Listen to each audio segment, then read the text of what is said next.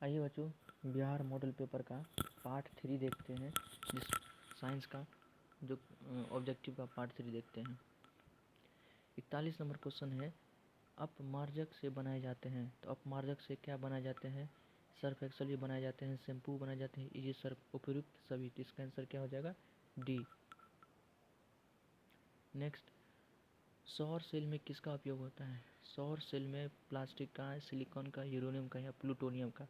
तो सौर सेल में, किसी भी सोलर सेल में सिलिकॉन का ही अधिकतर इस्तेमाल होता है, क्योंकि सिलिकॉन क्या है? उपधातु है और ये सेमी कंडक्टर भी है। सेमी कंडक्टर में आप देखेंगे कि इसका जो एनर्जी बैंड होता है, एनर्जी बैंड का गैप जो होता है बहुत कम होता है, आसानी से इससे इलेक्ट्रॉन निकल जाता है।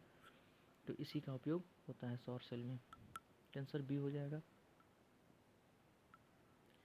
नेक्स्ट, निम्नलिखित में से इसका उपयोग खाना बनाने वाले ईंधन में नहीं होता है। खाना बनाने के ईंधन में हम लोग जानते हैं कि घर में जो गैस उपयोग होता है वो एलपीजी होता है, बायोगैस से भी कहीं कि खाना बनाया जाता है। लेकिन सीएनजी से आप सुने होंगे कि मेट्रो सिटी, जहाँ भी मेट्रो सिटी है वहाँ पर डीजल इंजन लगभग चलता है, लेकिन सीएनजी पर सबको, जो भी सवारी गाड़ी है सीएनजी पर उसको चलाया जाता है। ये इससे जो धुआं कम निकलता है ताकि पर्यावरण को कम नुकसान पहुँचे। तो आंसर ए हो जाएगा। कॉपर में अगर ऑक्सीजन के साथ रिएक्शन कराते हैं तो बनता है तो कॉपर ऑक्साइड। तो ये किस प्रकार का रिएक्शन है? तो ये ऑक्सीजन जुड़ रहा है तो ये क्या होगा? ऑक्सीकरण होगा। ये ऑक्सीडेशन होगा। 45, निम्नलिखित में कौन सा समीकरण संतुलित नहीं है? तो संतुलित देखने के लिए हम लोग क्या करते हैं? सिंपली एरो के, तीर के दोनों तरफ एटम को काउंट करते हैं। जैसे ए में देखें तो 2 हाइड्रोजन इधर है तो 2 हाइड्रोजन एरो के इस साइड भी है। क्लोरीन 2 इधर है तो 2 क्लोरीन इधर भी है, तो ये बैलेंस है, संतुलित है। ऑप्शन बी देखे, एक लेड इधर है तो इधर भी एक लेड है।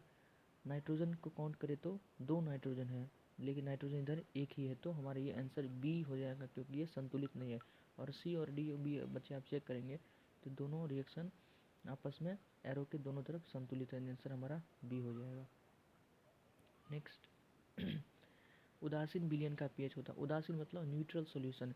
हम जानते हैं पीएच स्केल में 1 से लेके 7 तक, 0 से लेके 7 तक, 0 से लेके 7 तक क्या होता है? तो 0 से लेके 6 तक एसिडिक होता है, 7 को न्यूट्रल माना जाता है, और 7 से लेके 14 तक, मतलब 8 से लेके 14 तक ये क्या होता है?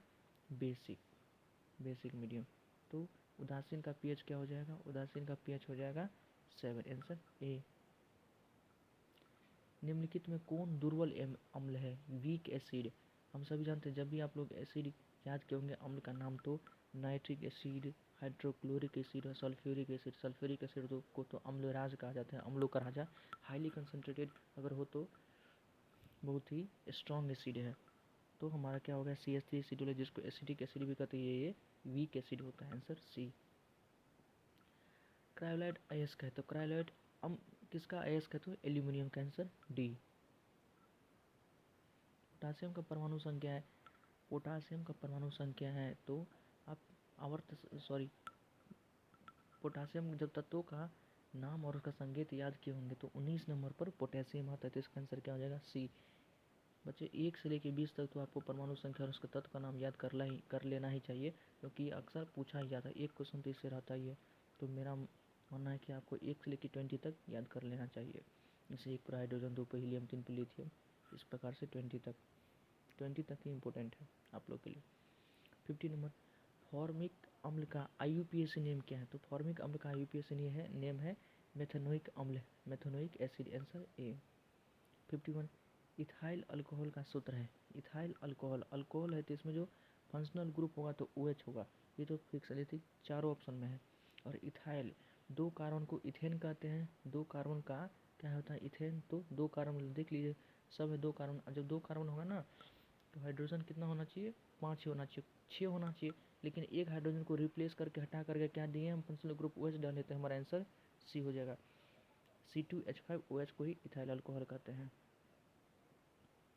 52 देखते हैं, एल्काइन कौन है? एल्काइन आप देखेंगे, alkyne C triple bond C वाले को एल्काइन कहते हैं।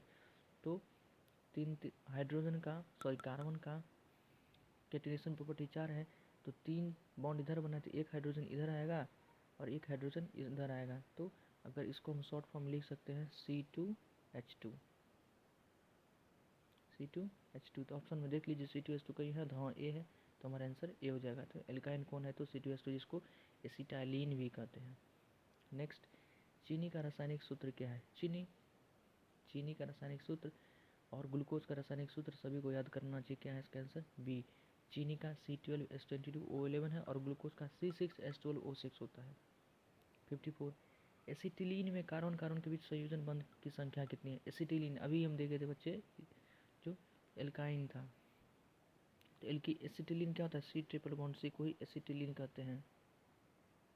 C ट्रिपल बॉन्ड C को ही एसिटिलीन कहते हैं। C ट्रिपल बॉन्ड C, और इधर हाइड्रोजन, तो इसके बीच कार्बन कार्बन के बीच कितना बंध है? तो 3 है। तो हमारा आंसर 3 हो जाएगा, ऑप्शन डी। श्वसन के अध्ययन के लिए उपयोग किए जाने वाली बीज है अंकुरित बीज। श्वसन का अध्ययन के लिए हम किस बीज का प्रयोग करते हैं? तो जर्मिनेटिंग सीड या अंकुरित बीज, आंसर बी। मानव वृक्क किस प्रणाली का हिस्सा है? किडनी किसका हिस्सा है? तो एक्सक्रीजन का, उत्सर्जन का, आंसर सी। पौधे में जाइलम निम्नलिखित में किसके परिवहन के लिए जिम्मेदार है? जाइलम, जैसे जाइलम है जैसे जल, तो जाइलम से वाटर का कंडक्शन होता है, पानी का, पानी या जल, जैसे जाइलम जैसे जल। अच्छा है। श्वसन के दौरान कौन सी गैस निकलती है? तो हम लोग ऑक्सीजन लेते हैं और CO2 छोड़ते हैं। तो श्वसन के दौरान किसको छोड़ते हैं? तो CO2 को, कार्बन डाइऑक्साइड को, आंसर ए। 59, फलों को पकने को निम्न में से किसके नियंत्रित किया जाता है? फल को पकने को कौन कंट्रोल करता है? तो इथिलीन। कौन? इथिलीन, इथाइलिन, जिसको इथाइलिन भी कहते हैं। न्यूरॉन का हिस्सा जहाँ जानकारी हासिल की जाती है, तो न्यूरॉन का हिस्सा जहाँ जानकारी हासिल की जाती है, एक्वायर्ड की जाती है, उसको क्या कहते हैं? डेंड्राइट कहते हैं। जब न्यूरॉन आप देखे होंगे इस प्रकार का, तो ये सब क्या है? डेंड्राइट है। और एक एक्सॉन है, एक्सॉन से इंफॉर्मेशन जाता है, न्यूरॉन से इंफॉर्मेशन बॉडी से डेंड्राइट होके इंफॉर्मेशन आता है, ये सेल बॉडी है, जिसको कोशिका पिंड भी कहते हैं। सेल बॉडी, ये डेंड्राइट और ये एक्सॉन। तो इसका आंसर ए हो जाएगा, डेंड्राइट। 60 तक देखें बच्चे, इतना ही रहने दीजिए, आगे हम नेक्स्ट वीडियो में फिर देखेंगे। तब तक के लिए धन्यवाद, थैंक यू।